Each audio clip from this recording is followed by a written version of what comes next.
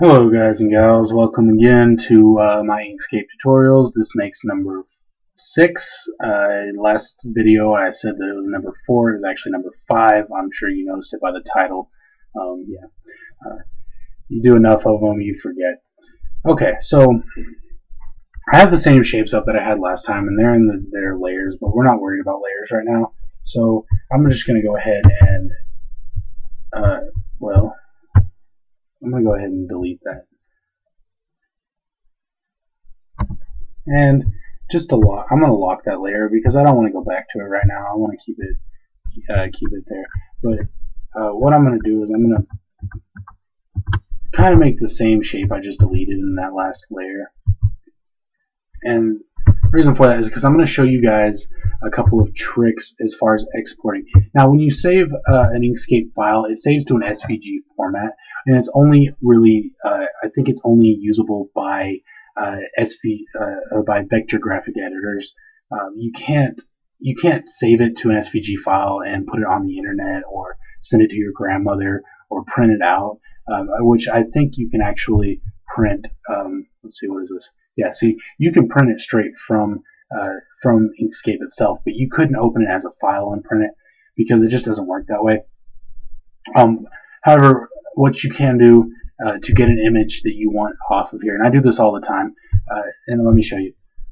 Oh, there we go. Okay, I'm doing way too many tutorials. Okay, so I made this header, and I made it in Inkscape, and as you can see, you might not be able to realize it, but this is all clear space.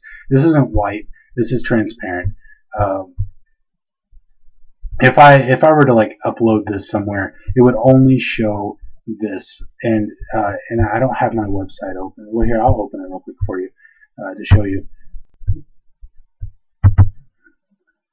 See, and this is an example website. If you go to headwear.com, it's not going to land you here. What it's going to do is take you to somebody else's website. I don't own headwear.com. That's somebody else's thing. I just picked a name because I'm doing HTML tutorials also, and I need an example website. However, this will look a lot like the website that I'm about to put up as soon as I'm done with it. And as you can see, I'm doing Inkscape. I'm doing sorry. There's a little beeping in it. It's causing me to get thrown off. I'm doing reviews as well as helping you find software, free software, in whatever field you may need. See, there's different media players. A lot of people assume that the only thing out there is stuff that you have to pay a lot of money for, and that's just not true. There's all kinds of stuff. I mean, see, look at all those vector graphics.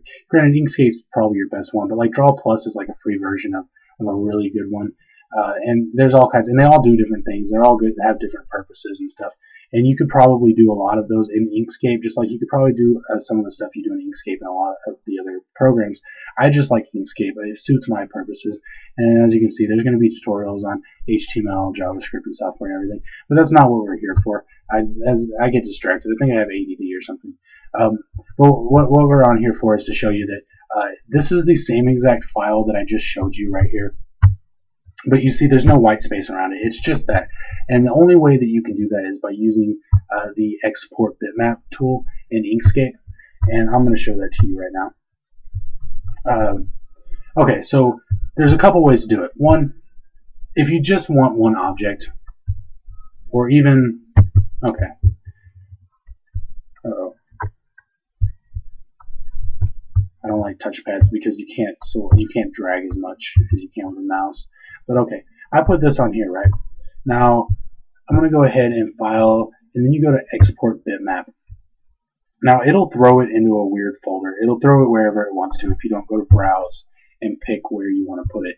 And that might be okay with you. Maybe you want it in your user folder. My name's not Frank, by the way. I bought this computer used. So whoever Frank is, I thank you for taking good care of this computer until I got a hold of it. So I'm going to put this on my desktop, and we're going to see how this turns out. And it automatically names it too, but you can rename it. I'm going to keep it that way just because I don't really care to come up with a name right now. It's pretty late. But see, after you do that, you can't just, and I almost did, I'm sure you saw that, I almost just closed it, minimized it to go find the file. It doesn't just automatically export it. You have to hit export. You see? Okay. Let me find my desktop over here. Okay, just like I thought. as I normally do it the harder way, but the only reason why is because it's better safe than sorry. You see how I only exported that object, the red square. However, it went ahead and took a picture of everything inside of it. Now, if you put this on a website just like with that banner, it's not going to show this white space. It's only going to show what you selected. Okay. Now, let's go ahead and close that out, and then I'm going to show you, and we'll just go back to that. I should really group these again. Shift G groups. I'm sure you saw that tutorial. If you didn't, you should. I'm sorry, Control G. You should go back, watch the rest of my videos. I have a lot of good, and more are coming. I'm going to be reviewing and doing tutorials on a whole lot of programs. I just got started, so if you guys give me some time, I'm sure I'm going to have a lot of good stuff up. Hopefully, I hope you guys like it. Okay, so this is hanging off a little bit, and I want this. I want this on here. So what I can do is I can like shift and click and get all those. Now, I don't know that, and I've never done it like this, but let's go ahead and try this real quick just to see what's going to happen. I think I need to change this number too. Bam, 7. Okay, now we can save it and let's export it and see what comes up.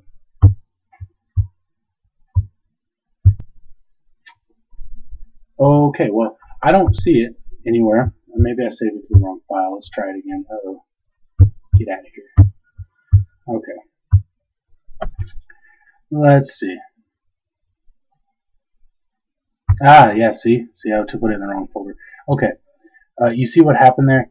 Let's go. Uh-oh. Well, just to make this easy, let's just go ahead and put it on the desktop real quick so we can get this over with. Save, and then export, and then voila. Okay. So, where did it go now? Oh, okay. There we go.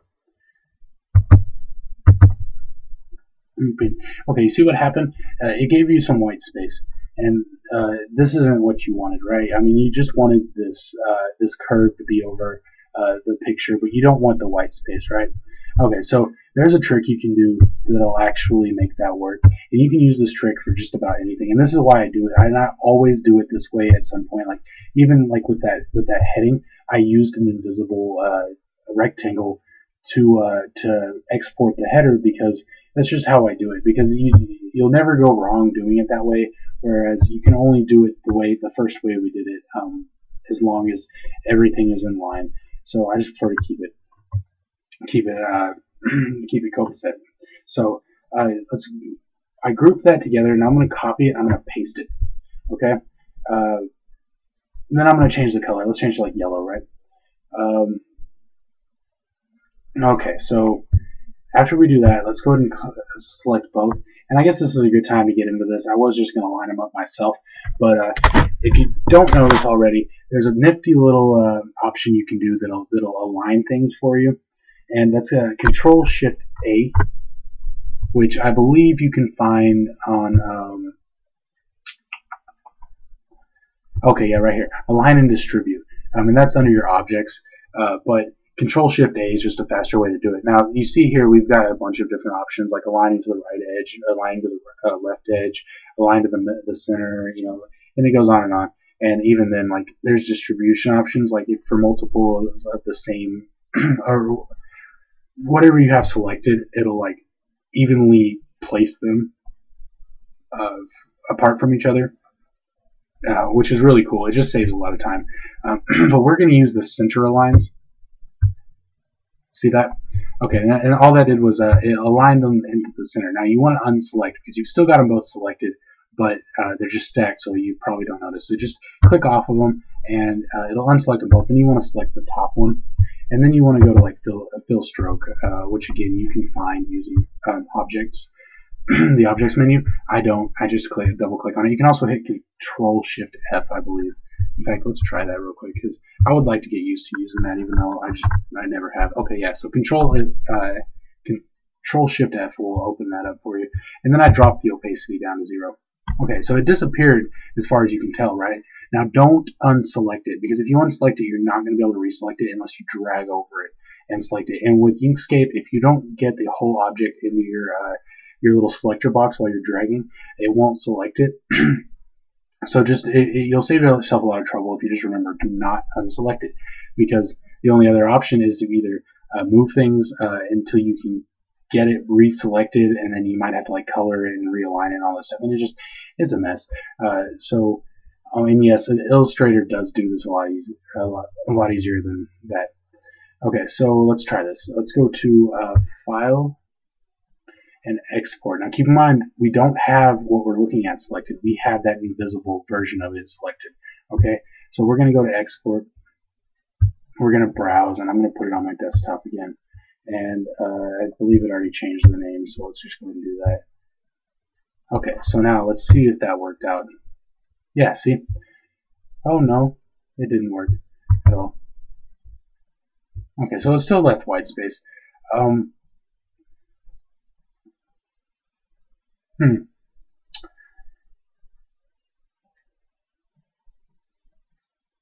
Well, I know I'm pretty sure there's a way to do that without the white space, and I'm thinking what I did was maybe it's just because I'm using Windows. Again, I just now got back on Windows. I used to use Linux. I've used Linux for like 4 or 5 years, and there's a lot of differences. Even like when it comes to programs, like programs have different ways of doing the same program will have a little bit of a different way of doing things than between operating systems. But uh, I don't want to leave you guys hanging here just because that didn't work. So let's just go on, and I apologize about that. I'm sure I'll figure that out pretty soon, and I'll let you guys know again. But for now, oh, and that's another thing. With Windows Inkscape, apparently you can select the invisible thing or the invisible objects. And I noticed that the other day. I don't know why I didn't think about it. Again, I'm new to Windows. You can't on the version of Inkscape I had on my Ubuntu operating system. See, so that's selected, but we're going to delete that. Okay, now let's say you have an entire object. Let's say you have a web page that you want to export out, and you want to use only images for your web page, like they used to do before HTML5. So let's say, okay, let's just go ahead and do that. Actually, let's just go ahead and make a quick web page for it. Here's your header. Here's your sidebar. There's your text or your content. Okay, and here's your footer. And I know they're not aligned and everything, but that's okay, right? Um, okay, so what we can do when you're doing this, and again, okay, let's do this real quick. Let's make it purple. Purple and green go good together. Drop it to the back. Okay. Now, when you're doing something like this, and this goes for a lot of things. Anytime you need to take parts of an image, this will work for you. So all you need to do is make a square, and you can get technical with it. If you look right here, you'll see you have your x-axis and your y-axis axis. Sorry, and if you do things like if you put them both on 0, it'll help you and you do some math like how long things are. So you see your width and your height and everything. You can do like perfect cutting this way, where everything is exactly cut to the right length based off your math.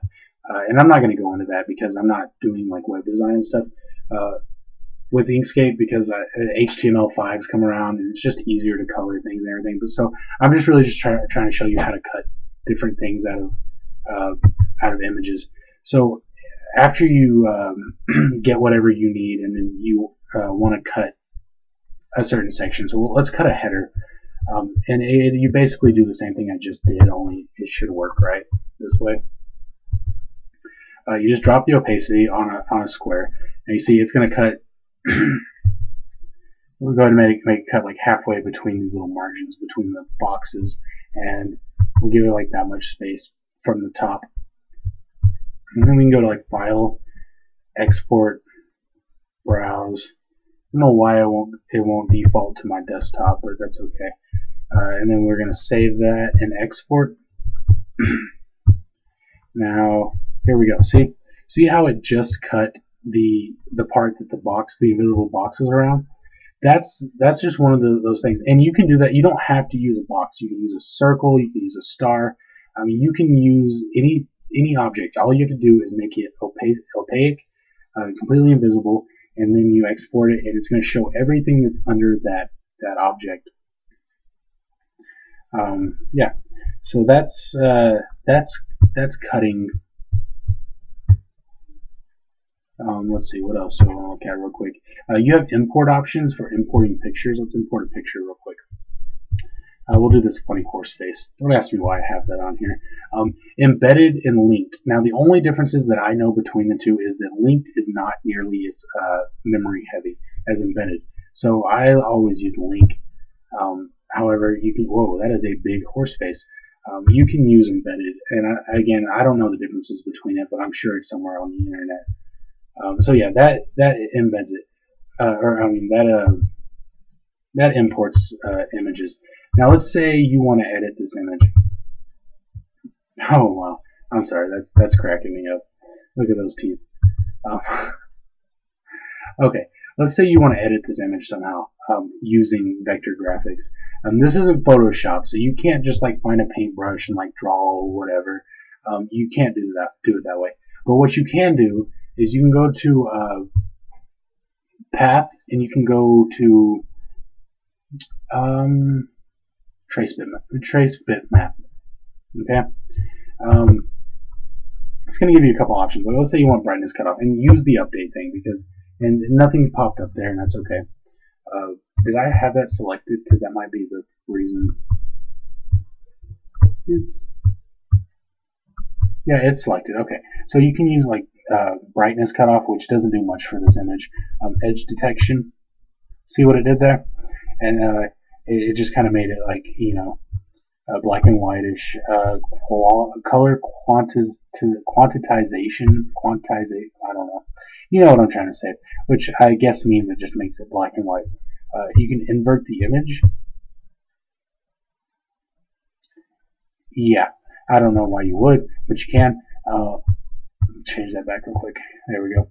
You can try like brightness steps, which doesn't do much, just like brightness cutoff. I'm not sure, but what I usually use, because I always want the image the way it is like you can use color, and then there's also grays.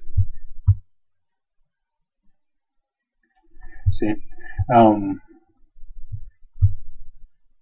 and again, when it comes to these modes of how you want to trace your bitmap, and you'll figure out exactly what tracing bitmaps is in here in a second.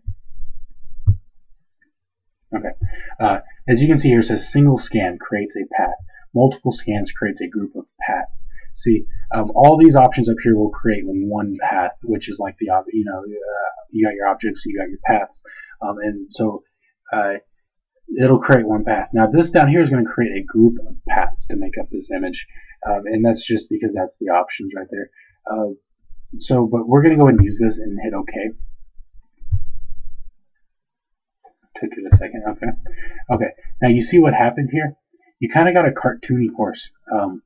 Because it changed it to vector graphics, which means it's not the image anymore. It's not real life. It's a mathematical equation building the image that you originally had using the colors that were available to it. So it kind of, you see, the original is always going to be right under it. But you can see how they kind of look the same, but they look different. That one looks real, one looks like it was done using computers, like it was tweaked with. But the cool thing about these is these are grammar. You can use your node, and you see that. That's one of those paths it was talking about when it said it's going to create multiple paths. Let me click it. There we go. See, and those are all your clouds, plus I guess part of the horse's head, and again, and that's kind of, it's a good and it's a bad thing because it will fuse the same colors together. Light colors, I should say. Like colors, not light colors. My mouth is dry. But yeah, so you can like tweak it. You can do all kinds of like things with it. Let's like drag something and see what it does. And when it comes to the node select tool, you can select multiple nodes without it messing up like it does with the thing, with the select tool, select and transform tool. However, okay, here. Okay, and if you see here, my mouse isn't moving, but the thing is, it's because I'm using the arrow keys.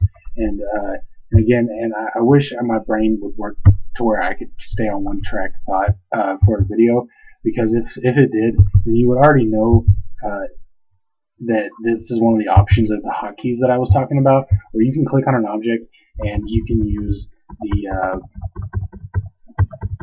the arrow keys to move it, or if you click on a node, you can use the arrow keys to move that also. See, and that's just because you have a mouse. I mean, you can use the mouse and you can use the arrows, and I use both, but the arrows are more precise. At the same time, there's sometimes you want it right in between where the arrows will put it, and that's when you can use the mouse. And it just really depends on what you need to do.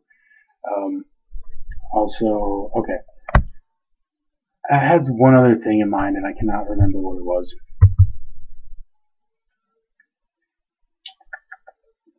Yeah, yeah, it slipped my mind. Okay, so and this video is long enough, anyways. So here's the deal. I'm going to end this video, and I'm going to come up with another one here in a little while to figure it out. Or as soon as I figure out what it is, I'll go ahead and record another video, and we will get back. I might go over these node options up here when it comes to the node tool, because I didn't cover on that enough. But again, if you see a link to my website, and if there is a link in the description, it is to my website. And if you go there, I'm going to have written tutorials. They're a lot more straight line, to get from A to B, as opposed from A to Z to C to D to New Haven. I mean, I know I get a little bouncy around whenever I'm talking, so I like to show people things. So, but yeah, until then, just play around with it. You can play around with everything I've showed you so far, the filters and the cutting and everything. You'll come up with some pretty cool stuff. And I would actually like to see it. If you have any questions, or if you want to show me something, or you want to make a comment, go ahead, leave a comment. I'll get back with you. But yeah, okay, bye.